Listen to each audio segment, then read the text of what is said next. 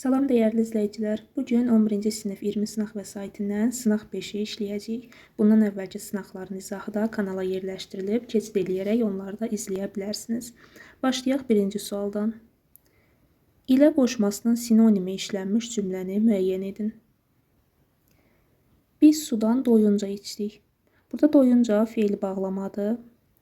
Təhlükələrdən zərrəcə qorxum yox idi. Zərrəcə, zərrə qədər qorxum yox idi. Qoşmadır, amma sinonimi ilə deyil, qədərdir. Əvəzliyin mənaca növlərini öyrəndik. Əvəzliyin mənasına görə növlərini öyrəndik. Yenə qoşmadır, amma sinonimi ilə deyil. Yol boyunca ağaclar əkilmişdi.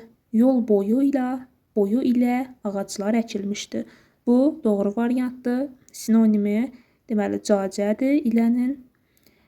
Duzla çörək qonaq qarşılamada istifadə olunur. Burada isə bağlayıcıdır. Duz və çörək.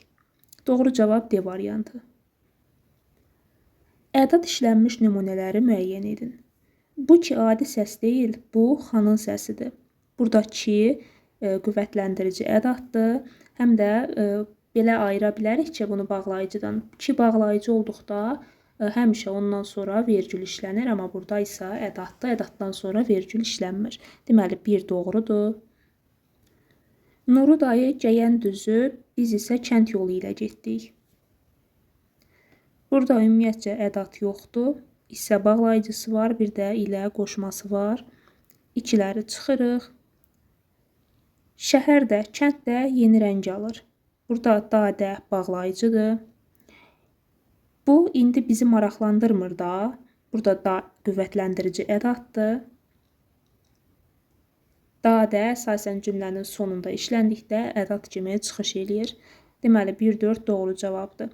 Gəldim ki, nə etdiyinizi görüm. Burada da ki, bağlayıcıdır. Üçüncü sual. Ardıcıllığa görə ki'nin vəzifəsini müəyyən edin. Dağlar ki bizimdir. Burada ki qüvvətləndirici ədaddır. Siz hələ qalibiyyətin xoş hissini duymuşsunuz ki, sual ədatı. Deməli, 2. Bir də de ki, bilirəm. Burada isə cümlələri bir-birinə bağlayan bağlayıcıdır. Həm də görürük ki, vergül işlənib. Deməli, oldu 3, 2, 1. Y variantı. 4-cü. Nümunədə işlənmiş əsas nitq hissələrinə aid olmayan, yəni köməkçi nitq hissələrinin ardıcıllığını müəyyən edin. Ay sədir. Nida. Deməli 5. Daha sonra indiyəcən, indiyə qədər qoşma. Biz iddia edirdik ki, bağlayıcı. 2. Qəsəbəmiz çayın lap təhlükəli yerindədir. Lap da qüvvətləndirici ədad. Deməli 3. Cavab oldu 5, 1, 2, 3. A variantı. 5-ci sual. Güman bildirən modal söz və bağlayıcı işlənmiş cümləni müəyyən edin. Yəqin ki, güman, şübhə bildirən modal söz. Müəllimi inandırmaq çətin olacaq, amma bağlayıcı. Deməli, hər ikisi var. Doğrudan, indi lap əsəbi olmuşuq. Burada bağlayıcı yoxdur. Bilirsənmi, bəlkə biz də fikrimizi çatdıraq. Bəlkə, güman şübhə bildirən modal söz, dadə, bağlayıcı. 3 doğrudur. Doğrusu, biz bu yerləri yaxşı tanımırdıq. Bəzi problemləri də bilmirdik. Burada düzdür, bağlayıcı və modal söz işlənib, amma doğrusu, güman şübhə bildirən modal söz deyil. Ona görə də 4-ü də çıxırıq. Cavab C variantı. Cədvələ uyğun olmayan bəndi müəyyən edin. Yəni, verilən fikirlə qarşısında qoyulan ifadə uyğun gəlməməlidir. Elə bil, sanki modal sözləri vergüllə işlənmir. Bu doğru fikirdir. Güya modal sözdə var. Güya, elə bil, sanki bu üçü vergüllə işlənmir. Bu doğrudur, uyğun gəldi.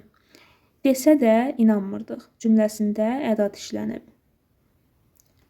Bilirik ki, sasə plus dadə olduqda bu dadə ədad olur. Bu da doğru fikirdir.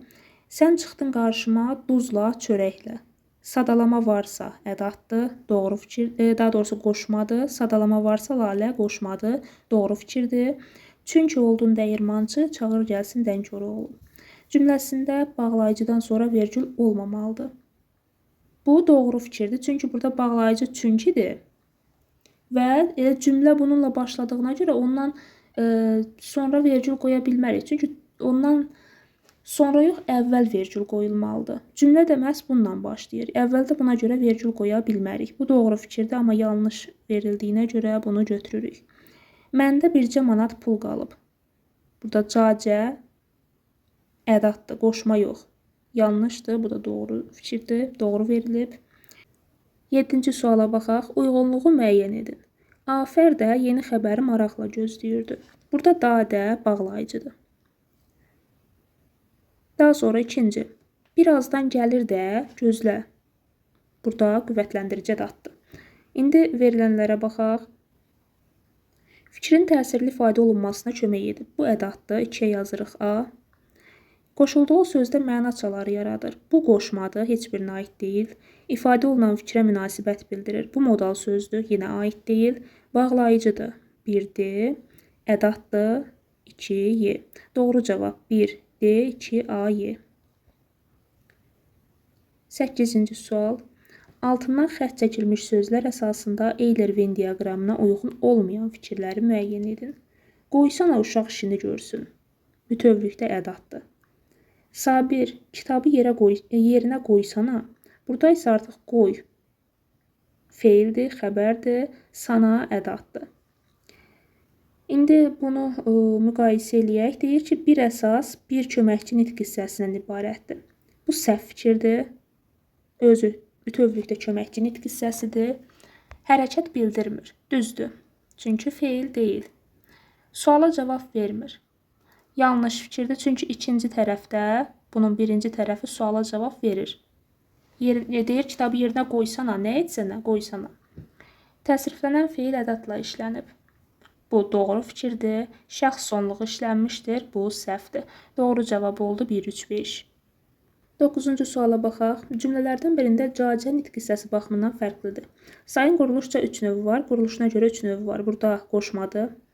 Feilin mənasına görə növləri qoşma. O boyca məndən uzundur. Boyuna görə məndən uzundur. Qoşma. Bunu o məncə bilmir. Burada mən ayrı, cacə ayrıdır. Yəni, bu bütövlükdə məncə modal söz olsaydı, hər iki tərəfindən vergül qoyulmalıydı. Burada isə qoşmadır. Yəni, mənim qədər bilmir. Deməli, 4-ü oldu qoşma. Y-yə baxırıq, deyir, Rəhim indicə həyətə daxil oldu. İndi burada zaman zərfidir. Cacə də qüvvətləndirici ədatdır. Yəni, 4-ü oldu qoşma, 1-i ədat. Nidanın isimlə amonim olduğu nümunəni müəyyən edin. Ey, bizə yaxşı bax. Ey, sadəcə nidadır. Ax, o günü görsəydim. Burada ax feillə amonim ola bilir. Çıxırıq. Vay, müdir bilsə işimiz çətin olacaq. Burada vay həm nida, həm də isim kimi işlənə bilir. Vayın isim kimi mənasını belə deyə bilərik. Məsələn, ah, vay, fəryad. Bu mənalarda işlənə bilir. Bir də nida kimi. Ahın dağları aylı oğlu. Burada ah isimdir, nida yoxdur. Uyma hər deyilən sözə, fikrə. Burada da yenə yoxdur. Doğru cavab oldu C variantı. Birinci mətnimiz şirin həyat mətnidir. Əvvəlcə mətni oxuyaq. Deməli, atamın fikirli olması məni narahat edirdi. Amma alacağım kişmişlərin həvəsi bu narahatlığı aradan qaldırırdı. Gölün kənarında oturub onları tək-tək dadını çıxararaq yeyəcəkdim. Atam otağa niyə gəldiyimi anlamışdı. Üzümə baxıb sakitcə gülümsədi. Əlimi əlinin içinə alıb ovucumu kişmişlə doldurduqda dəhşətə gəldim. Bir ovuc, ilahi, bu kimə bəs edəcəkdi axı? Kaş kəllərim daha böyük olaydı. Lap bu otaq qədər. Onda görüm ovucumu necə doldurardın deyə düşündüm. Atam düşündüklərimi anlamış kimi yanımda oturdu və əlimi buraxmadan dedi. Bax oğlum, həyat da sənin çox sevdiyin bu kişmişlər kimidir. Unutma, bircə dəfə və əlində tuta biləcəyin qədər verilir. Nə az, nə də çox. Ondan doymazsın. Amma başqaları ilə bölüşmək də istəyəcəksən. Ona görə də düzgün insanları seçməlisən. Sözlər o qədər sakit və ürəkdən deyilirdi ki, bir anlıq hər şeyi unudub, var gücümlə atamın dediklərinə qapıldım. Amma başımı aşağı salıb ovucuma baxanda hər şey pozuldu. Qurd, sən mənə qurdlu kişmiş vermişsən. Yox Əli, bu qurd deyil, üzümün çöpləridir. Atam səsimdən diksinmişdi. Mən isə artıq susmurdum. Mən tanıyıram üzümün çöpünü. Bu qurddur, qurd. Nəhayət kişmişlərin arasındakı balaca qurdu görüb kənara atdı. Alnını ovuşdurub sakitcə gülməyə başladı. Dodağının altında lənət şeytana dediyini eşitdim. Çoxumuz da elə sənin kimi edirik Əli. Həyatın biraz çətinliyini, qurdunu görən kimi onu atıb qaçmaq istəyirik. Amma belə olmaz. Onu təmizləmək lazımdır, sevmək lazımdır Əli. Onun gülüşündən əvəzlənib söhbətə başladım. Ata, mənim həyatım qurtlansa, onu sənə, anama və ya da dostlarıma vermərəm. Ən xoşlamadığım adamlara verərəm. Özü də demərəm ki, bu qurtludur. Yox, belə etmə. Edərəm. Özüm də təzəsini götürərəm. Sənin üçün də alaram. Nəyi alarsan Əli? Biz ki, həyatdan danışırıq və mən izah etdim ki, bu bizə bircə ovuc verilir. Bundan artıq götürə bilməzsən. Ona görə də seçimlərini düzgün etməlisən. Bəs başqaları da bizə öz kişmiş həyatlarından verəcəklər? Hə, bəs onlar qurtlusunu versə, alma. Bəs məni inandırsalar, alsam, amma sonra bilsəm ki, qurtludur, yemədiyim müddətcə çətinlik yaratmaz. Bu söhbət təqribən yarım saat beləcə davam etdi. Həyat haqqında nə qədər çox şey öyrəndiyimin fərqində deyildim. Yaşa dolduqca atamın necə haqlı olduğunu anladım. Həyatın şirinliyini əlimizdə tuta bilməsək, bizdən uzaqlaşacağını, onu sevib, təmizləyib dadını çıxarmağın özümüzdən asılı olduğunu daha yaxşı başa düşdüm. Deməli, bədii üslubda olan bir mətndir. İndi suallara keçək. Deyir, mətnin məzmununa aid olmayan plan bəndlərini müəyyən edin. Ümumiyyətlə, bizdən mətnin planını qurmaq istədikdə, biz burada mətndəki əsas fikirləri, hadisələri seçməliyik və onları ardıcıllıqla qısa şəkildə cümlələr yaxud ifadələr, söz birləşmələri şəklində qeyd etməliyik. Burada bizə 5 cümlə verilib. Biz burada mətndə olmayanları ya da mətnin əsas xüsusiyyətlərini əhatə etməyənləri çıxmalıyıq. Deyir, qurdlu kişmişlərin yeyilməsi. Mətndə qurdlu kişmişlərin yeyilməsi yoxdur. Qurdun görülüb, oradan təmizlənməsi var. Ona görə biri çıxırıq. Yəni götürürük, aid deyil. Narahatlığın aradan qalxması. Bu uyğundur. Atası o qurdu oradan götürür və ona bəzi şeyləri başa salmağa başlayır. Bu, mətnin planına aiddir. Səmimi söhbət. Bu da aiddir. Övladın qurdu kənara atması. Bu səhvdir. Övlad atmır, atası atır. Və 5-ci, həyatı sevmək lazımdır. Bu da elə mətnin əsas ideyasıdır. Ona görə cavab olur 1 və 4. Tünd qara hərflərlə verilmiş sözlə eyni mənada işlənmiş ifadənin olduğu nümunəni müəyyən edin. Əvvəlcə həmin sözü tapırıq. Deməli, deyir ki, ondan doymazsan, amma başqaları ilə də bölüşmək də istəyəcəksən. Başqaları ilə bölüşmək. Burada nəyi nəzərdə tutur? Həyatı. Həyatı bölüşmək. Həyatı bölüşmək, baxsaq ki, mücərrəd bir anlayışdır. Yəni, biz onu nə görə bilmirik, nə də sadəcə hiss eləyə bilərik. Bir şeyi bölüşürük. Məsələn, sevincimizi bölüşürük, kədərimizi bölüşürük, həyatımızı bölüşürük. Amma desək ki, məsələn, elə kişmiş olsun, kişmişi kimləsə bölüşmək. Artıq həyatı bölüşməklə kişmişi bölüşmək bunlar eyni anlayış deyil. Deməli, deyir, uşaqlar 2 qrupa ayrıldı. Ayrıldı ilə bölüşmək eyni mənada işlənməyib. Sevincimi paylaşmaq üçün dostlarımın yanına qaçdım. Bayaq dediyim kimi, sevincini paylaşmaq, kədərini paylaşmaq, həyatını paylaşmaq, bölüşmək bunlar məhz eyni mənada işlənir. Mən sağlam buğdaları bir tərəfə, çürükləri isə digər tərəfə yığdım. Yığırdımı, ayırdım kimi də işlətmək olar. Burada bölüşmək uyğun gəlmir. Biz əldə etdiyimiz ərikləri dostlarımıza payladıq. Dostlarımızla bölüşdük. Burada ərikdən söhbət gedir. Yəni biz bunu mücərrəd bir məfhum kimi, həyat kimi, yaxud başqa hisslər kimi götürə bilmərik. Ona görə məna cəhətdən uyğun gəlmir. Yaxşı işçi ilə pis işçini fərqləndirmək xüsusi bacarıq tələb edir. Burada da fərqləndirmək bölüşməklə uyğun deyil. 13. Mətndə üzərində rəqəm yazılmış ifadələrdən hansılar məcazi mənada işlənmişdir?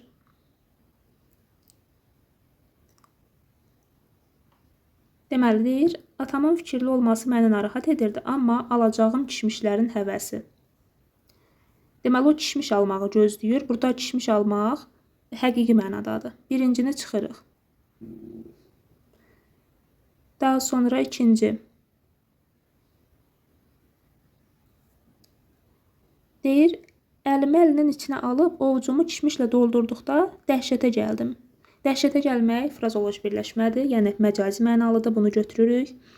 Üçüncü, doymazsan. Bayaq da dedik ki, burada doymazsan, bölüşmək, bunlar həyata aiddir. Yəni həyatdan doymaq burada məcazi mənada işlənir. Amma kişmişdən doymaq desəydi, bu həqiqi mənada olardı. Deməli 2-ni 3-ü götürürük. 4 var. Hər şeyi unutmaq, bu doğrudur. Yəni həqiqi mənadadır, götürmürük. Qurdlu kişmiş vermişsən. Vermək həqiqi mənadadır, götürmürük. Başqa da yoxdur. Doğru cavab oldu, deməli 2 və 3. Məcazi mənada işlənənlər. 14. Mətnə əsasən səbəbini müəyyən etmək mümkün deyil. Birincidə deyir, atanın həyat haqqında söhbət açmasının. Bunun mətndə səbəbi yoxdur. Sadəcə o gəlir, kişmiş verir və başlayır danışmağa. Uşağın narahatlığının aradan qalxmasının səbəbi atanın qurdu oradan götürməsi idi. Bu var. Uşağın əllərinin böyük olmasını arzulaması. Daha çox kişmiş tuta bilərdi. Bu var. Uşağın narazılığının. Bu da var. Mətndə var. Deyirsən, mənə qurdlu kişmiş veribsən və s. Atanın fikirli olmasının səbəbi yoxdur. Daha sonra kişmişin qurdlu olmasının, yenə bunun da səbəbi yoxdur. Cavab olur 1, 5, 6. Mətnin son abzası ilə bağlı doğru fikirləri müəyyən edin. Əvvəlcə son abzasa bir də baxaq. Deyir, bu söhbət təqribən yarım saat beləcə davam etdi. Həyat haqqında nə qədər çox şey öyrəndiyimin fərqində deyildim.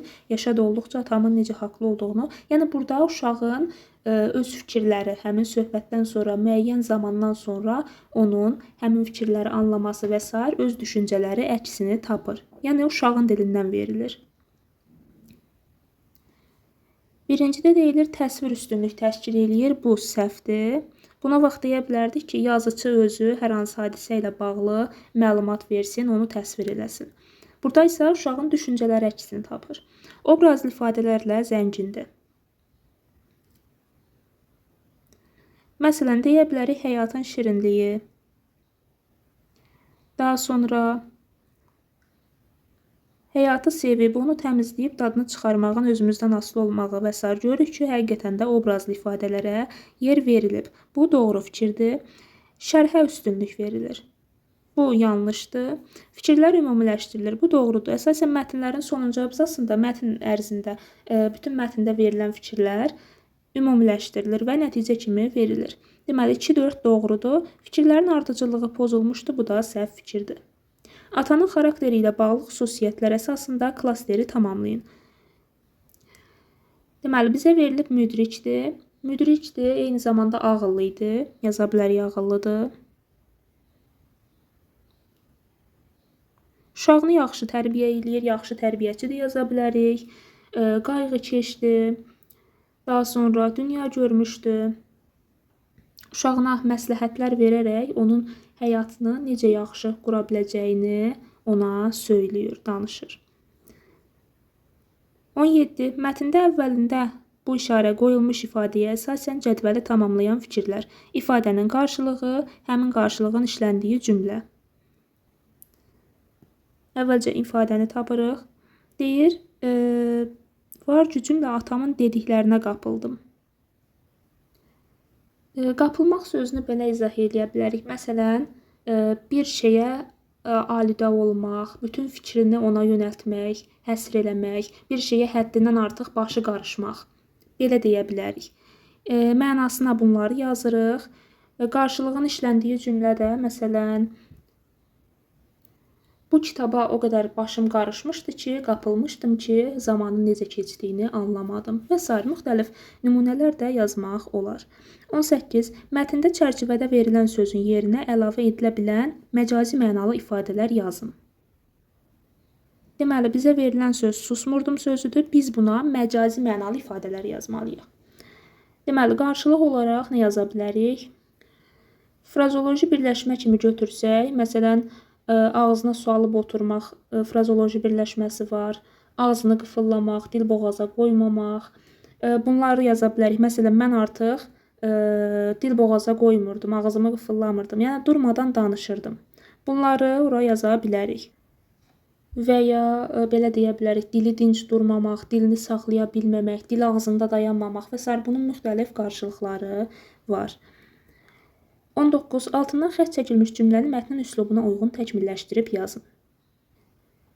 Yenə qayıdırıq mətnə. Mətnin üslubu xüsusiyyətlərinə uyğun deyirsə, yenə burada obrazlı ifadələr işlətməliyik. Deməli, burada bizə verilən cümlə budur ki, onu təmizləmək lazımdır. Deməli, təkmilləşdirək. Təkmilləşdirmək dedikdə də, yəni məcazi sözlərdən, bədii təsvir ifadə vasitələrindən və s. istifadə edə bilərik. Məsələn, onu şüşə kimi təmizləmək lazımdır. Yaxud onu qar kimi təmizləmək lazımdır. İnci kimi təmizləmək lazımdır. Müxtəlif cümlələr yazmaq olar. Mətnin üslubu əsasında cədvəli tamamlayan fikirlər yazın. Deməli, üslubun xüsusiyyətləri, bədii üslubun xüsusiyyətləri yaza bilərik. Bədii təsvir və ifadə vasitələrindən istifadə olunması, sözün poetik funksiyasından istifadə, obrazlılıq, xalq danışıq dilinə yaxınlıq. Mətndə bu səciyyəvi xüsusiyyətlərə uyğun nümunələrə də, məsələn, bayaqki suallarda biz orada məcazi mənalı ifadələr tapmışdıq. Daha sonra frazoloji birləşmələr var. Məsələn, həyatın şirinliyini əlimizdə tuta bilməsək, burada həyatın şirinliyi, daha sonra dəhşətə gəlmək bu cümlə var. Daha sonra orada deyirdi ki, biraz çətinlik görən kimi qurdu atıb qaçmaq istəyirik. Yəni, bu cümlələrin hamısını mətndən seçib nümunə kimi ora yaza bilərik. Bunlar hamısı doğrudur. Keçək o biri mətnə. Çiçəklər Vadisi Milli Parkı. Hindistanın Çiçəklər Vadisi Milli Parkı endemik çiçək çəmənliklərinin müstəsna təbii gözəlliyi ilə seçilən, zəngin flora və faunaya sahib yüksək dağlıq ərazidir.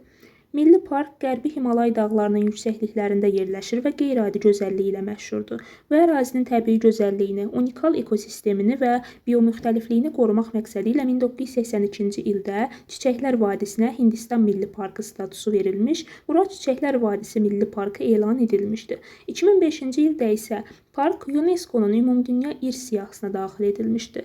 Dünyaca məşhur vadi 1931-ci ildə Frank Smyth'ın başçılıq etdiyi bir qrup Britaniyalı alpinist tərəfindən Kamet dağının zirvəsinə qalxarkən aşkar edilib. Yolda qrup güclü siklona məruz qalmış və hava şəraitindən qorunmaq üçün sığınacaq axtaran alpinistlər təsadüfən inanılmaz gözəlliklə rastlaşmışlar. Gördüklərindən heyrətlənən Frank Smyth 6 həftə vadidə qalmış və İngiltərəyə qayıdandan sonra Himalay təəssüratlarının da əks olunduğu Güllər Vadisi kitabını yazmışdır. Dəniz səviyyəsindən 3658 metr aşağıda qarlı dağ zirvələri, qayalı dərələr, dağ çayları və şəlalələrlə əhatə olunmuş vadi ilin çox hissəsi qarla örtülü olur. Yazda uyanır və iyul-avqust aylarında rənglərin qarışıqlığı və müxtəlif çalarları ilə nəhəng çiçəkli xalçanı xatırladır. Buradakı bitkilərin çox sürətli və qısa böyümə dövrü var. Bəzi bitkilər solan kimi dərhal onun yerində yeniləri görünür. Lakin tamamilə fərqli rəng və çalarlarda. Buna görə də Çiçəklər Vadisi çox vaxt canlı göy qurşağı adlandırılır.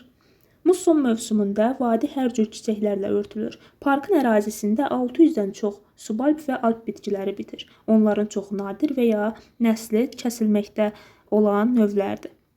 Onlardan 31 növ nəsli kəsilməkdə olan digər 45 növ isə yerli sakinlərin gündəlik istifadə etdiyi dərman bitkiləridir. Çiçəklər Vadisinin faunası da nadir və nəsli kəsilməkdə olan növlərlə təmsil olunur.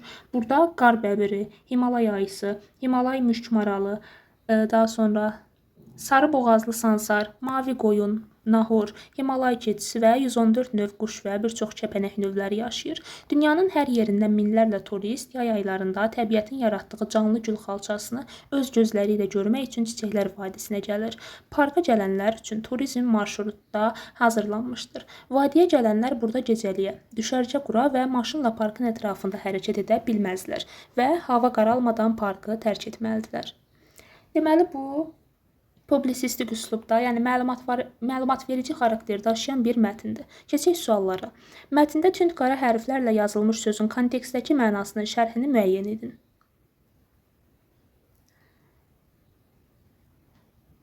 Deməli, bizə burada verilən söz ekosistem sözüdür. Ekosistem müəyyən ərazidə yaşayan canlılarla onların ətraf mühitin birlikdə yaratdığı bir sistemdir.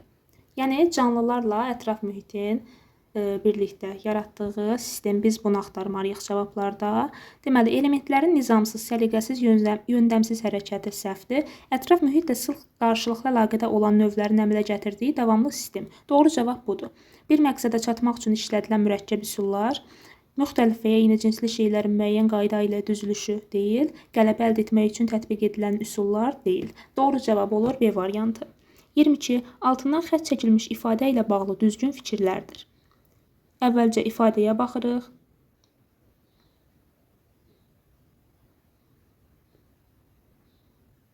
Buradadır. Endemik. Endemik yalnız bir müəyyən ərazidə təbii şəkildə yaşayan, yayılan bir canlı növüdür. Yəni, yalnız bir əraziyə məxsus olur. Endemik çiçək dedikdə də bu nəzərdə tutulur. Yalnız bir ərazidə yaranan və böyüyən çiçəklər. Bizdən nə istəyirdi? Altından xətt çəkilmiş ifadə ilə bağlı düzgün fikirlərdir. Mətnin üslubunun səciyyəvi xüsusiyyətlərinə uyğun deyil. Bu doğru fikirdir. Belə deyə bilərik ki, mətn publisistik üslubdadır, amma endemik sözünü termin kimi götürə bilərik. Yəni, üslubu xüsusiyyətlərə uyğun deyil. Xalq dilinə yaxındır. Bu yanlışdır. Xalq dilinə yaxın deyil. Sözün terminoloji funksiyasındadır, düzdür, dedik ki, termindir. Məcazi mənada düşünülə bilməz, bu da doğrudur. Terminləri məcazi götürə bilmərik. Fərdi nitq ünsürüdür, bu da doğrudur. Doğru cavab olur B variantı. Üçüncü və sonuncu abzaslar üçün ortaq cəhət hesab edilə bilər. Üçüncü və sonuncu. Deməli, üçüncüyə baxaq. Deyir ki, Frank Smyth'ın başçılıq etdiyi qrup daha sonra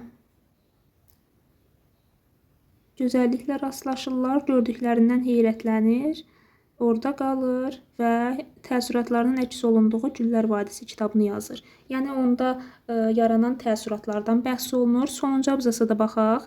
Deyir ki, dünyanın hər yerindən minlərlə turist oranı görmək üçün gəlir. Gül xalçasını öz gözləri ilə görür.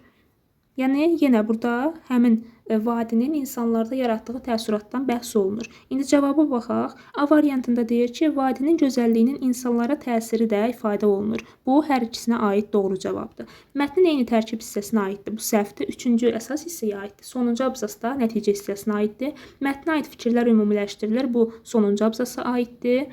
Daha sonra bir neçə mərhələ haqqında məlumat verilir. Bu səhvdir. Yeni bir məkanın tapıntısından danışılır. Bu, üçüncü abzasa aiddir. Mətnə aid yanlış olanları müəyyən edin. Çiçəklər vadisinin heyvanlar və bitkilər aləmi unikaldır. Doğrudur. Komet dağının zirvəsinə qalxarkən Çiçəklər vadisini görmək mümkündür. Doğrudur. Çiçəklər vadisi beynəlxalq səviyyədə tanınır. Bu da doğrudur. İlin bütün fəsillərində vadidə güllərin gözəlliyini görmək mümkündür. Bu səhvdir. Orada deyilirdi. Yazda, səhv etmirəmsə deyirdi, yazda çiçəklər açmağa başlayır. İyul-avqustda isə daha da yaxşı görünürlər. Frank Smyth indiki turistlərə icazə verilməyən bir şeyə nail olub, düzdür. Deyir, o orada qalmışdı neçə aysa, amma indi turistlərə orada qalmağa icazə verilmir. 25. Mətnə görə cədvələ tamamlayan fikirləri müəyyən edin. Belə hökm vermək olar, ehtimal etmək olar. Yəni, belə deyə bilərik ki, burada faktlar, burada ehtimallar kimi götürə bilərik. Birincidə deyir ki, Frank Smyth vadinin park olmasına nail olub. Mətndə bununla bağlı konkret fikir yox idi, sadəcə onun oranı kəşf etməsindən danışılır, ona görə biri çıxırıq. Hindistan dövləti parkdakı biomüxtəlifliyi qorumaq üçün tədbirlər görüb, bu doğrudur. Mətndə bununla bağlı məlumat verilirdi. Bu hissədə deyir ki, oranın biomüxtəlifliyini qorumaq məqsədi ilə tədbirlər görülür. Daha sonra digəri. Vadi Himalay dağının ətəklərindədir. Mətnə əsasən bunu ehtimal edə bilərik. Çünki orada Himalay dağının adı da çəkilir. Yox, bir dəqiqə. Himalay dağının adı çəkilirsə, bu ehtimal yox, bu faktdır. 3-ü götürmürük. Kəskin iqlim və təhlükəyə görə vadidə gecələr qalmağa icazə yoxdur. İndi bunu ehtimal götürə bilərik, çünki orada icazə olmadığını deyir, amma onun konkret səbəbi göstərilmir. Bəlkə də təhlükəyə görə icazə verilmir. Yəni bunu konkret bilə bilmirik, sadəcə ehtimal eləyə bilərik. Ona görə doğru cavab A variantı olur. 26-cı sual. Tünd qara hərflərlə yazılmış hissə əsasında cədvəli tamamlayın. Çiçəklər vadisi həmişə diqqətdə saxlanılır. Bu müddəadır. Biz fakt yazmalıyıq. Deməli, tünd qara hərflər verilmiş hissə.